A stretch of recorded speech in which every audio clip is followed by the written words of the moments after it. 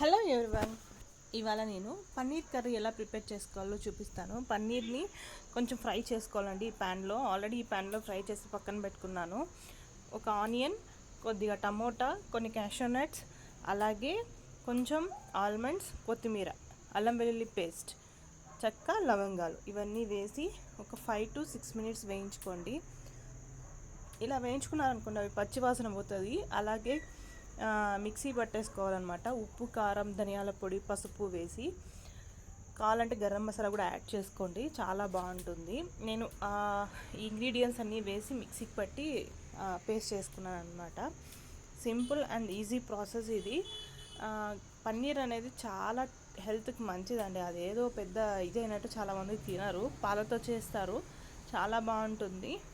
బోన్స్కి calcium use అవుతుంది కదా, so అందుకే చెప్తున్నా. నేను ఆ గ్రేవీలోకి పన్నీర్ ఫ్రై చేసుకున్న దాన్ని వేసేసాను అనమాట. మీకు ఆల్రెడీ చెప్పాను కదా, ఇలా అనమాట. ఆ ప్యాన్లోనే కొద్దిగా ఆయిల్ వేసుకొని మనం పేస్ట్ చేసుకున్నాం కదా అదంతా వేసేసి ఇక పన్నీర్ ముక్కలు వేసేసడమే. Simple and tasty. తగినంత సాల్ట్ వేసుకొని కొత్తిమీరతో గార్నిష్ చేసుకోండి. చాలా సింపుల్గా అయిపోతుంది ఈ కర్రీ.